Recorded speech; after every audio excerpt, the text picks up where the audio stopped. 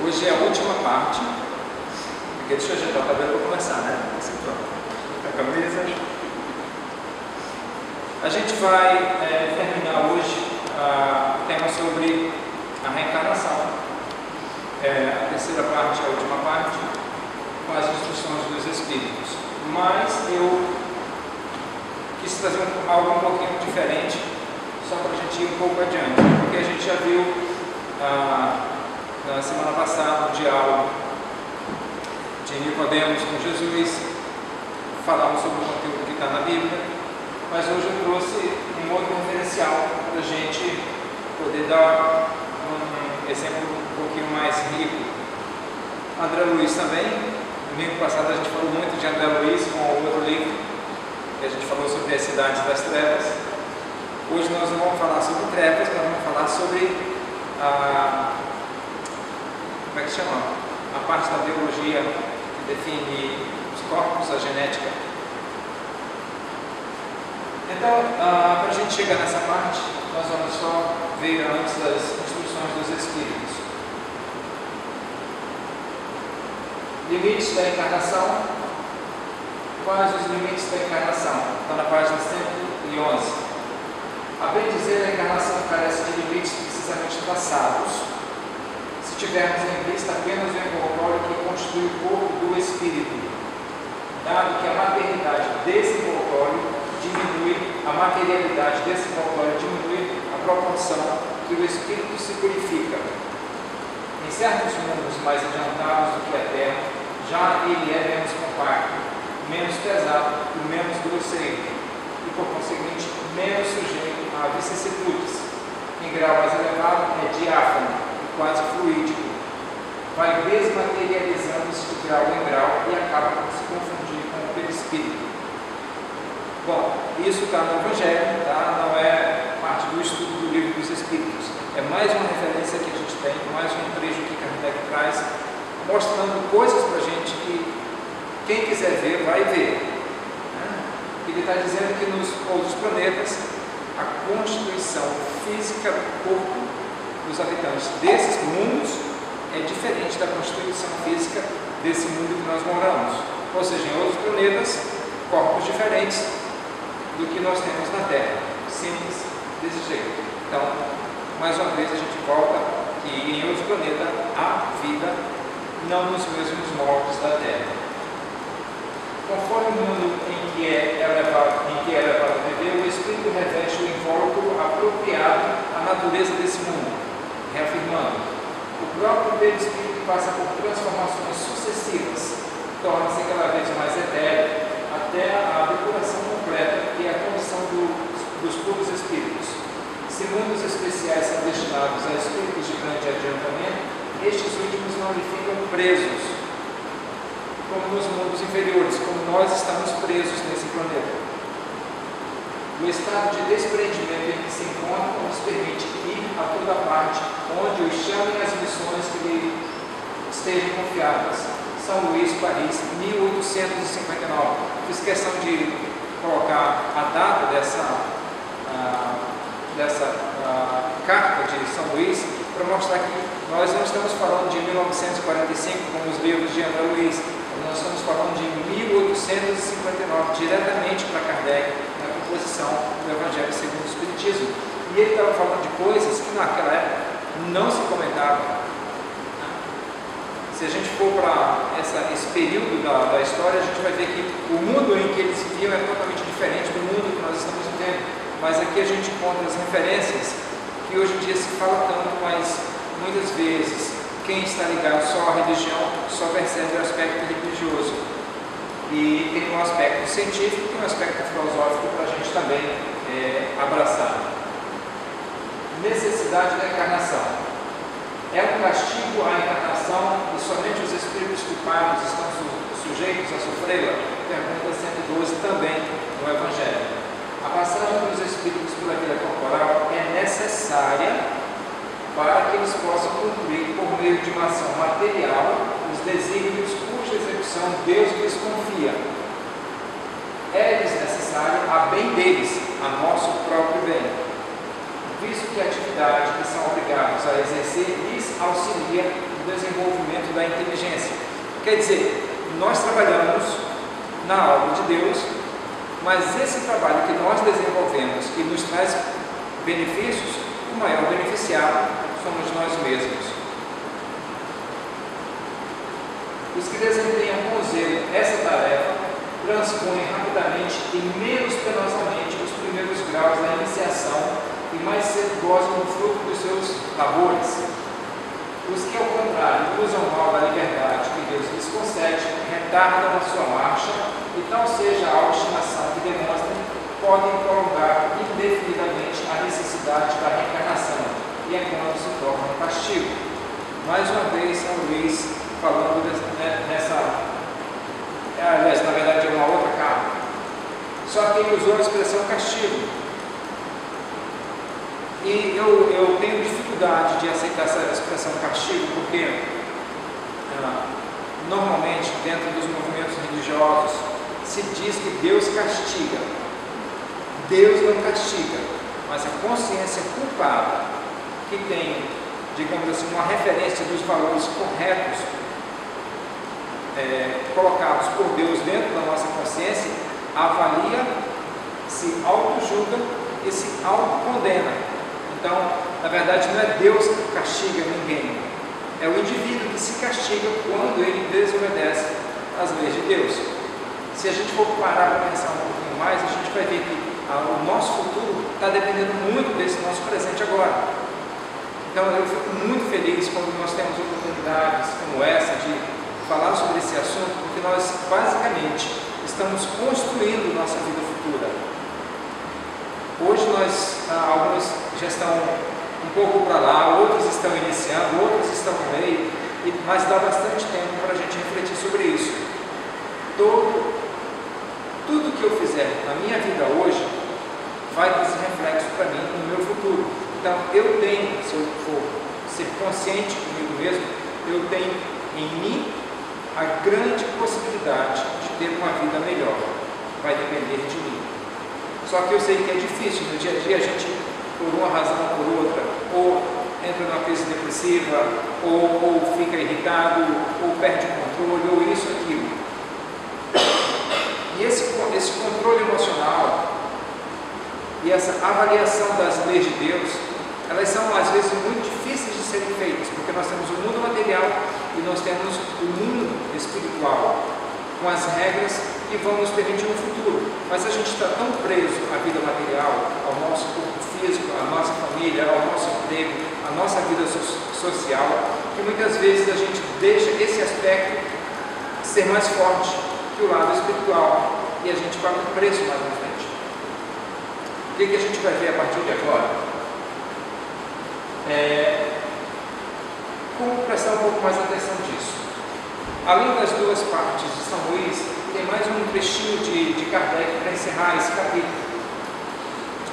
Nota: assim acontece com o homem na Terra. Para o espírito selvagem, que está apenas no início da vida espiritual, a encarnação é um meio de ele desenvolver a sua inteligência.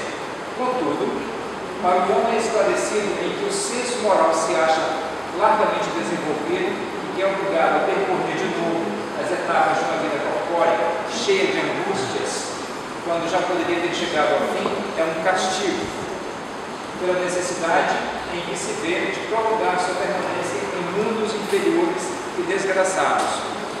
Esse trecho aqui mexe muito comigo, porque às vezes a gente se revolta, não sabe por que se revolta, a gente acha que a vida da gente não presta,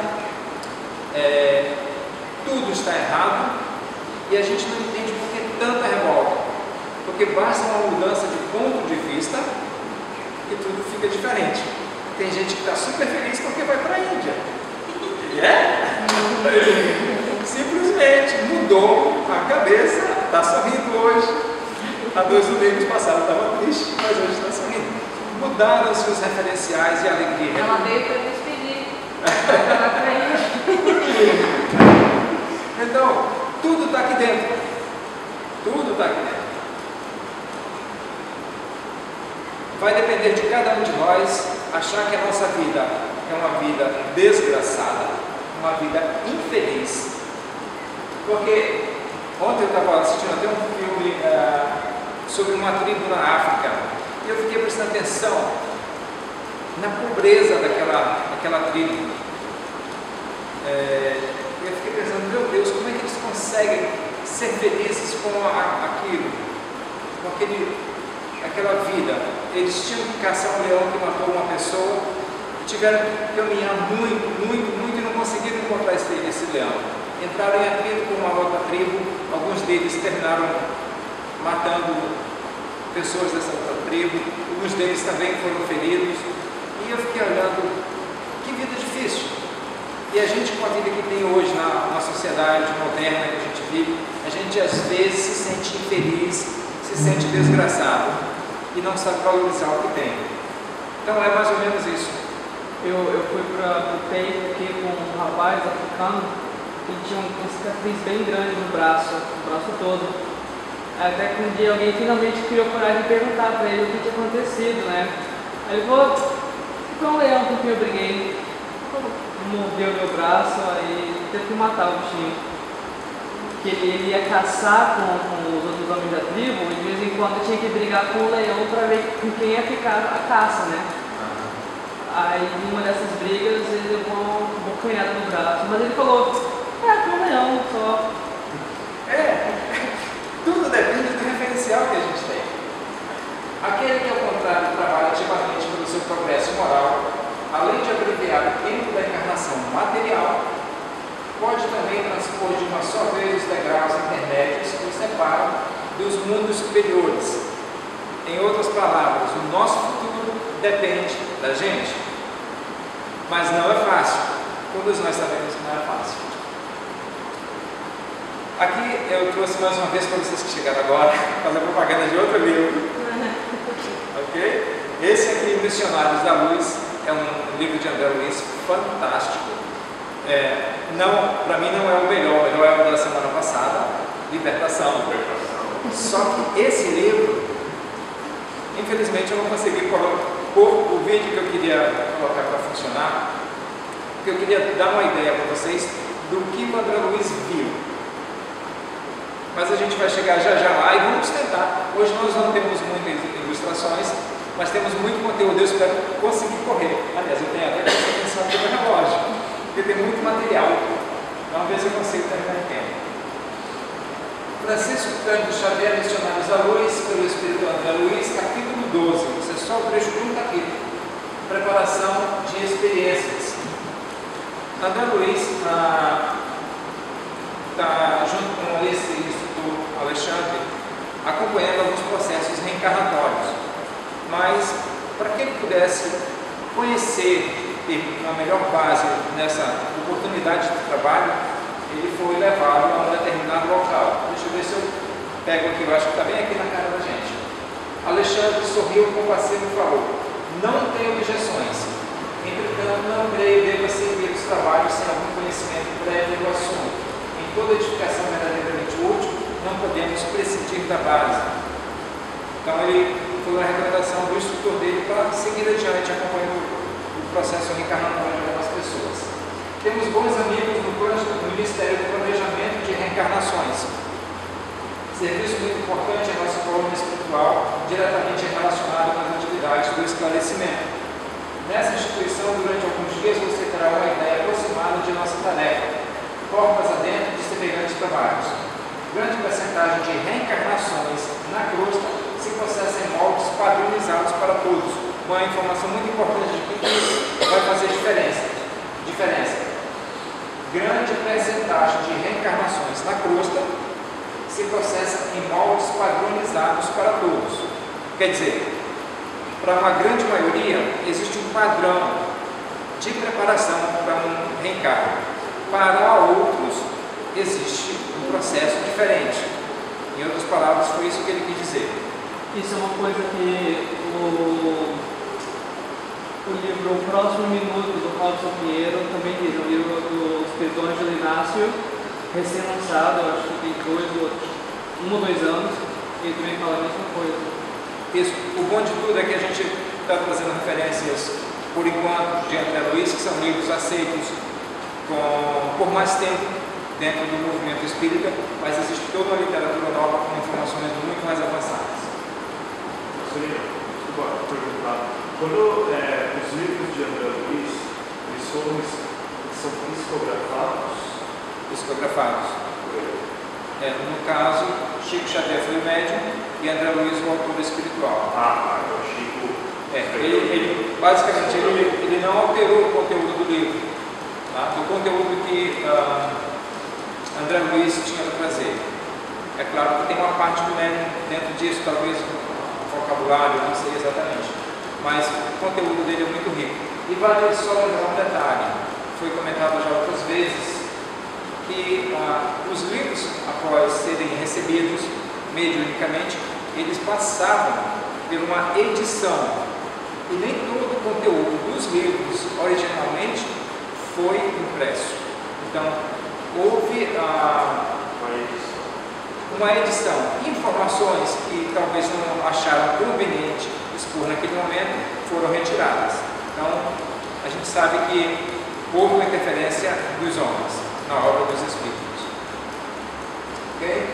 Bom, eu fiz só esse destaque aqui. Grande percentagem de reencarnações na cruz que se processam em modos padronizados, mas tem encarnações diferenciadas, e é isso que a gente vai ver. Mas outra percentagem não obedece ao mesmo programa, elevando-se a alma em cultura, conhecimentos e, consequentemente, em responsabilidade, o processo reencarnacionista individual é mais complexo, fugindo à expressão geral cronológica. Em vista disso, as colônias espirituais mais elevadas mantêm serviços especiais para a reencarnação de trabalhadores e missionários. Tá? Não é só uma colônia, em todo o mundo, em toda a Terra, existem colônias com as condições de nosso lar e outras mais superiores. Constitui-se um movimentado centro de serviço de vários prédios, o Ministério que eu estava falando, e numerosas instalações. Árvores acolhedoras enfileiravam-se através de extensos jardins, imprimindo um encantador aspecto à paisagem. Reconheci logo que o Instituto se caracterizava por grande movimento. Entidades, insuladas ou em pequenos grupos, iam e vinham, estampando atencioso interesse na expressão fisionômica. Ou seja, eu não estou trazendo todo o conteúdo do capítulo, gostaria muito, mas não vai, então eu sair pescando algumas partes importantes. Aí ele já está para entrar no ministério depois de ter a conversa inicial com o instrutor. E ele descreve o que são os prédios, o que é o local em nosso lar onde isso acontece.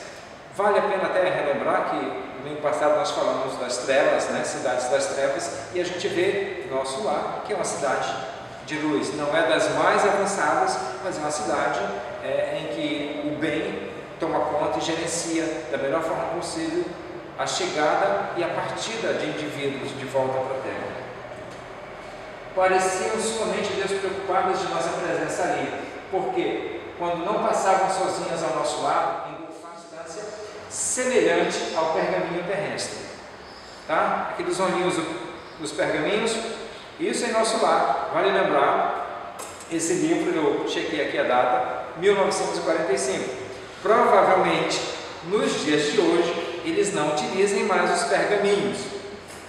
Ok? Se a gente tem o iPad, se a gente tem os tablets, provavelmente eles têm uma tecnologia superior à nossa para ter o registro de informações. Mas observem esse detalhe dos pergaminhos. Alexandre, porém, como sempre, veio em socorro de minha estranheza, explicando bondosamente. Eu estou lendo um pouquinho rápido, porque nós temos muita coisa para ver. As entidades sob nossos olhos são trabalhadores de nossa esfera, interessados em reencarnações próximas. Nem todos estão diretamente ligados ao semelhante propósito, porque grande parte está em trabalho de intercessão, obtendo favores dessa natureza para amigos íntimos, familiares. Os rolos brancos que conduzem são pequenos mapas de formas orgânicas elaborados por orientadores de nosso plano, especializados em conhecimentos biológicos na existência terrena. Conforme o grau de adiantamento do futuro reencarnante e de acordo com o serviço que lhe é designado no corpo carnal, é necessário estabelecer planos adequados aos fins essenciais. Ou seja, existe uma grande preocupação de como preparar os corpos. Reencarnar não é somente acreditar que de um momento para outro vem um espírito que se une a uma célula de informação e pronto. O processo reencarnatório requer muito conhecimento. É uma verdadeira ciência. E eu tenho tentado mostrar que o mundo espiritual não é um mundo místico, é um mundo muito real, muito técnico, digamos assim, em que pessoas precisam estudar muito para se capacitarem para trabalhar. Não existe mágica, né? Não existe mágica lá. Existe o poder da mente, mas até mesmo o poder da mente é através do estudo. Apresentou-me Alexandre ao assistente Josino, que me recebeu com extrema gentileza e fidalguia no trato. Esclareceu ao instrutor o objetivo de nossa visita. Desejava me fosse conferida a possibilidade de visitar a instituição de planejamento quantas vezes me fosse possível durante a semana em curso, em vista da minha necessidade de adquirir noções seguras referentemente ao trabalho de auxílio nas atividades reencarnacionistas. Felicitava meu íntimo as melhores e mais confortadoras impressões, não só pela recepção carinhosa, senão também pelo ambiente educativo. Não longe de nós, em luminosos pedestais, agora a gente começa a ler devagar, que é a informação importante aí, descansavam duas maravilhas da estatuária, estátuas. A figuração delicada de um corpo masculino e outro modelo feminino, singularmente belo pela perfeição anatômica, não somente da forma em si, mas também de todos os órgãos e as mais diversas glândulas. Não era somente uma estátua, era como, eu tentar trazer para cá, era uma estátua, mas se a gente puder dizer assim, era uma estátua em 3D, em que dava para ver tudo relativo ao corpo humano. Talvez eu ache o vídeo ainda e coloque. Onde é que estava? Através de disposições elétricas, ambas as figurações palpitavam de vida e calor, exibindo eflúvios luminosos, quais os homens e mulheres mais envolvidos na esfera carnal. É como se aquelas estátuas realmente tivessem vida, porque todo o sistema dos órgãos funcionava. Agora, esse é o ponto que mais me chama a atenção.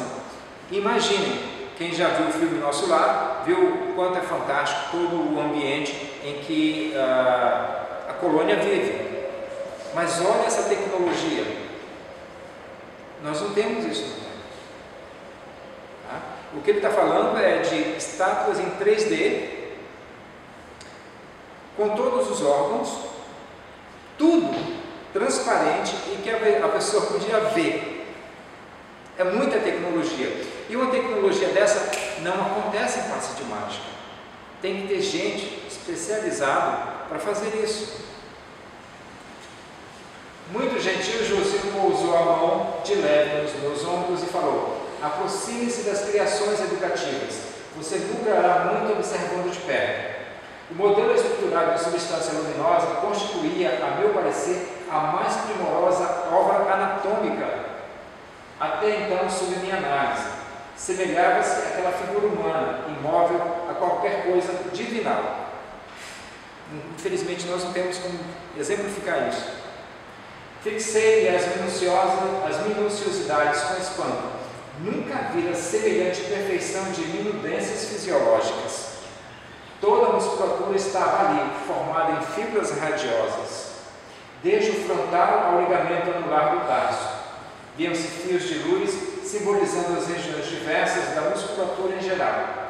Do exame da superfície, passei a observações mais profundas, identificando as disposições maravilhosas das figuras representativas da circulação linfática e sanguínea. Eu cortei muita coisa, gente.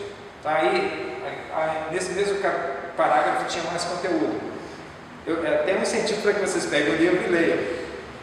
Mas para vocês verem a riqueza do que ele está tentando descrever. E quando a gente lê um livro de André Luiz, a gente tem que realmente ler parágrafo por parágrafo para ver o que ele está dizendo e o que ele quer mostrar exatamente com aquilo. Tem muita informação. Os órgãos estavam todos ali, vibrando em obediência a dispositivos elétricos para demonstrações educativas.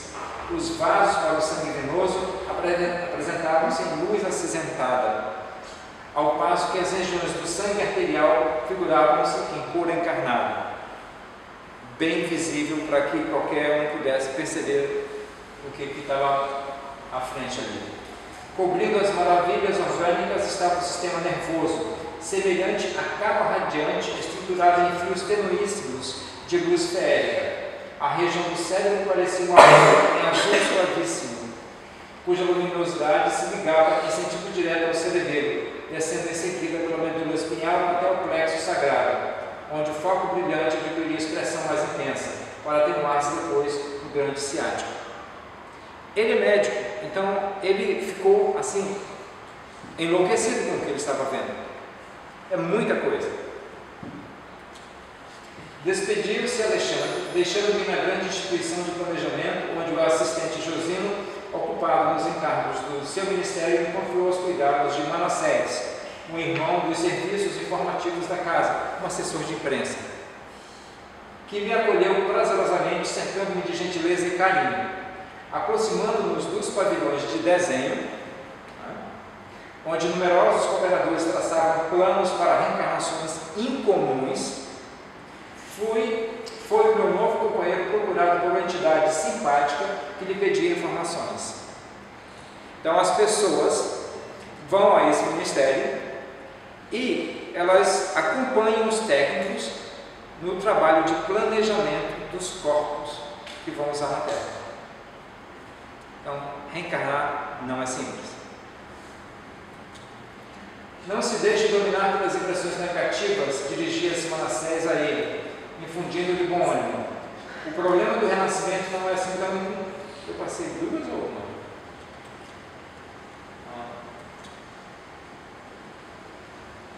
Ok. É que eu cortei muita coisa mesmo. Não se deixe dominar pelas impressões negativas, dirigia-se Manassés a ele, infundindo-lhe bom ânimo. O problema do renascimento não é assim tão brincado. Naturalmente, exige coragem, boas disposições. Entretanto, exclamava o intelectual triste, temo em contrair novos débitos, ao invés de pagar os velhos compromissos. É tão penoso vencer na experiência carnal, em vista do esquecimento que sobrevém aí à encarnação. Mas seria muito mais difícil triunfar, guardando a lembrança, redarguiu Manassés incontinente. Esse espírito foi lá ver o mapa dele e estava prestes a reencarnar, mas ele estava nervoso. Pode informar se o meu modelo está pronto? Nunca pensei que eu ia num lugar desse para saber como o meu corpo ia se já estava desenhado ou não. Minha barriguinha saliente, igual do Humberto. Mas ele foi lá para isso. Creio que poderá procurá-lo amanhã, tornou Manassés bem disposto. Já fui observar o gráfico inicial e dou-lhe parabéns por haver aceitado a sugestão amorosa dos amigos bem orientados sobre o defeito na perna. Certamente lutará você com grandes dificuldades nos princípios da nova luta, mas a resolução lhe fará grande bem. Sim, disse o outro, algo conformado, preciso defender-me contra certas tentações de minha natureza inferior, e a perna doente me auxiliará, ministrando-me boas preocupações, semear um antídoto à vaidade, uma sentinela contra a devastação do amor próprio excessivo. Olha só, gente, às vezes a gente vê as pessoas que têm algum tipo de como é que eu poderia dizer? Deficiência. E a gente fica com pena daquelas pessoas, né? A gente, poxa, como é que pode? Como é que alguém tem um corpo assim, outro tem um corpo desse jeito? Como é que alguém tem um corpo muito bonito e outro não tem? Mas aí a gente vê que há um cuidado nesse sentido. E tem dois quadros que você pode vivenciar quando você recebe um corpo nessas condições, ou um corpo não tão bonito. O que é importante para mim? Ter um corpo bonito e correr o risco de falhar? Ou ter um corpo que se adeque à minha necessidade de vivenciar uma experiência e vencê-la sem cair? E esse é o tipo de conversa que se tem lá. Eu estou com mais dois exemplos aqui. Deixa eu ver meu tempo. Tenho que correr. Todos os seus amigos esperam que você volte mais tarde à nossa colônia, na gloriosa condição de um completista. Meu amigo, o que significa a palavra completista? Ele sorriu complacente e recuou bem-humorado. É o título que designa os raros irmãos que aproveitaram todas as possibilidades construtivas que o corpo terrestre lhe oferecia. Ou seja, são raros aqueles que vêm à Terra, conseguem de fato cumprir suas metas e voltar em boas condições.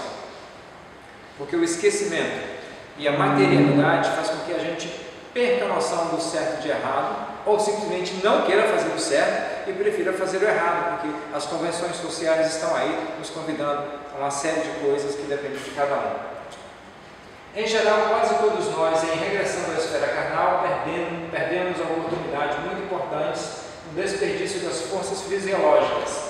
Perambulamos por lá, fazemos alguma coisa de útil para nós e para outros, mas por vezes desprezamos 50%, 60%, 70% e frequentemente até mais de nossas possibilidades. É um número muito grande. O completista, na qualidade de trabalhador leal e produtivo, pode escolher à vontade o corpo futuro, quando lhe apraz um regresso à crosta em missões de amor e iluminação, ou recebe veículo enobrecido para o prosseguimento de suas tarefas a caminho de círculos mais elevados de trabalho. Ou seja, quem consegue fazer a tarefa da forma correta, ao retornar ao plano espiritual, vai ser beneficiado pelo trabalho que ele fez para si próprio. Imagina só, você chega de volta ao plano espiritual sem débitos, você conseguiu pagar os seus, mordi a língua, você conseguiu pagar os seus, e aí, qual a situação? Não tem débito, você pode escolher. É raro, porque a maior parte de nós ainda não chegou a esse estágio, mas fica aqui o convite, né? Semelhante notícia representava para mim valiosa revelação. Nada mais legítimo que dotar o servidor fiel de recursos completos. E lembrei-me dos desregramentos de toda a sorte a que se entregam as criaturas humanas em todos os países, doutrinas e situações, complicando os caminhos evolutivos, criando laços escravizantes, enraizando-se no apego aos quadros transitórios da existência material, alimentando enganos e fantasias, destruindo o corpo e envenenando a alma. Eu não preciso apontar dedos para Luiz, mas ele sabia do que ele estava falando. Em seguida, convidado pelo Bruno Vanille, penetrei numa das dependências consagradas aos serviços de desenho. Pequenas telas, demonstrando peças do organismo humano, estavam ordenadamente em todos os recantos. Gente, o que seria pequenas telas? iPad mini? Eu não sei se era iPad, mas ele está dizendo aí, pequenas telas. Não era a tela de um smartphone, provavelmente era uma tela de 10 inches, 14 inches. Só que a gente tem que lembrar, nós estamos falando de 1945. E eu também acho que as pessoas não usam iPad, acho que eles usam Android. Eu também acho. É mais configurado. Tá, então só um detalhezinho. Numa linha só, a gente encontra um elemento que quando a gente vê pela primeira vez, a gente não percebe. Então é tecnologia.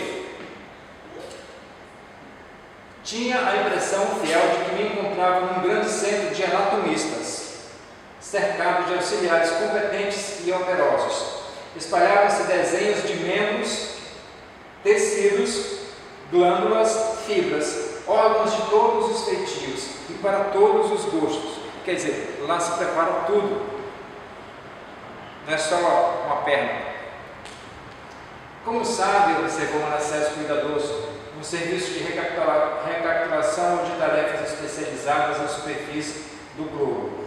A reencarnação nunca pode ser vulgar. Para isso, trabalham aqui centenas de técnicos em questões de embriologia e biologia em geral, no sentido de orientar as experiências individuais do futuro de quantos irmãos se ligam a nós no esforço coletivo. Outra informação importante: para você fazer um trabalho desse, você tem que estudar muito mesmo. Então significa que tem onde você estudar, que tem onde você crescer. E isso acontece no plano espiritual. Isso vai trazer algum benefício para quando retornar à Terra? Claro, a pessoa vai ter já aptidão para uma determinada área, vai sentir fácil certas coisas. Acho que foi a Beatriz que me falou que tem uma menina na sala dela que rapidamente tiraram ela da sala para uma outra escola. Ela já tinha passado por 4 escolas.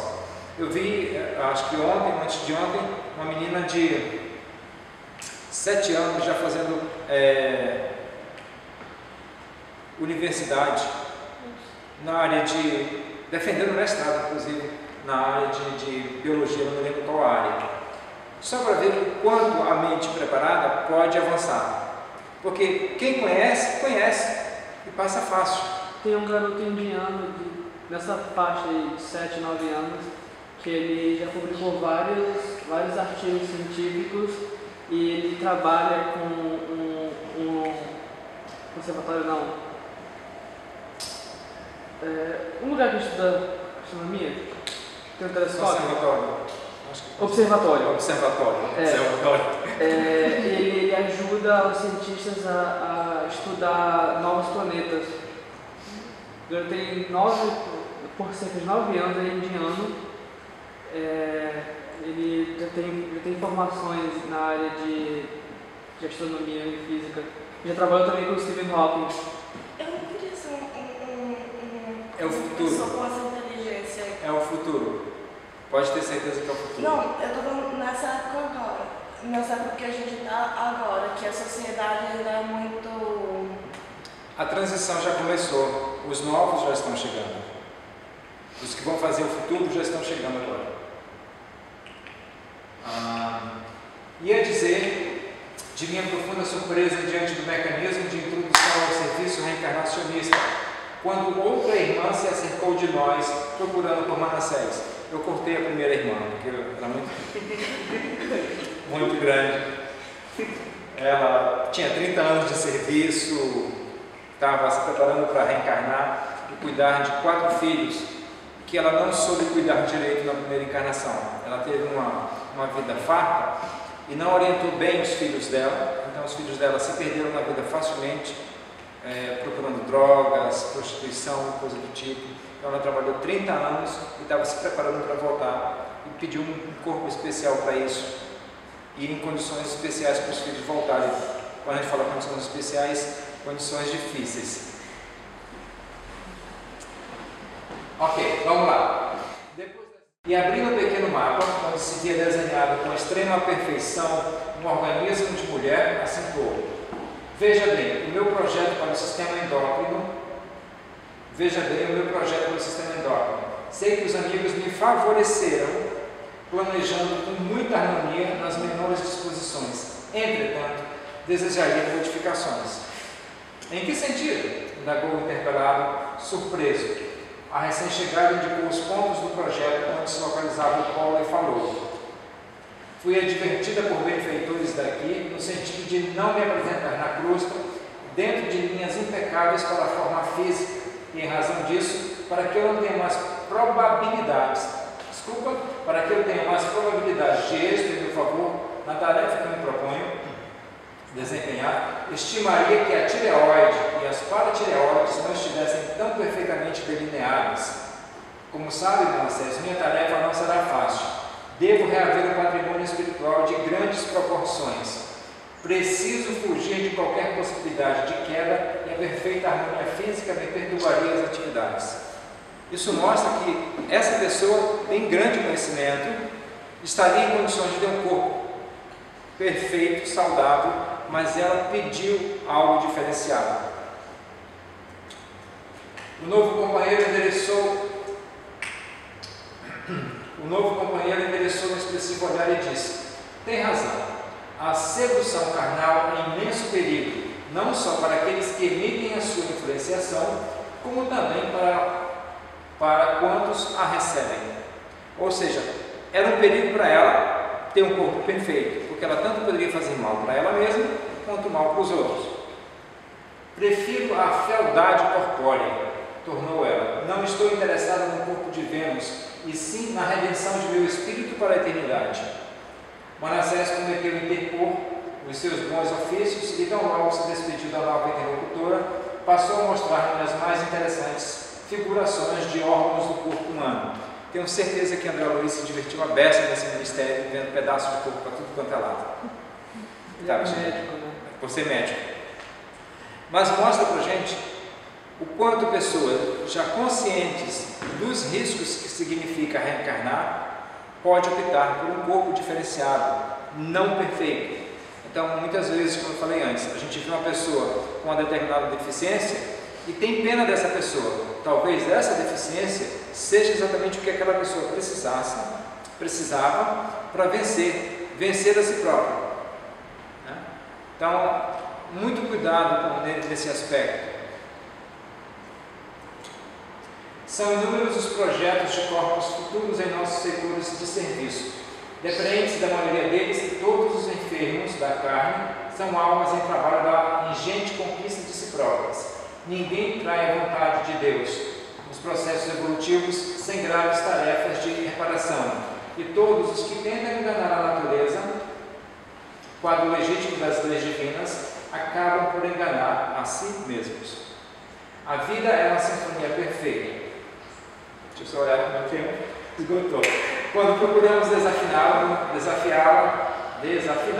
no circuito das notas que devemos emitir para sua máxima qualificação, somos compelidos a estacionar em pesado serviço de recomposição da harmonia quebrada.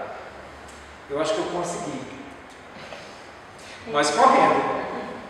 Tá, então, desculpa ter sido tão corrido, mas eu acho que o conteúdo que esse livro aqui, fazer propaganda de novo, que esse livro aqui mostra, é um conteúdo muito rico, que pode servir para a gente pensar sobre o que realmente nós queremos.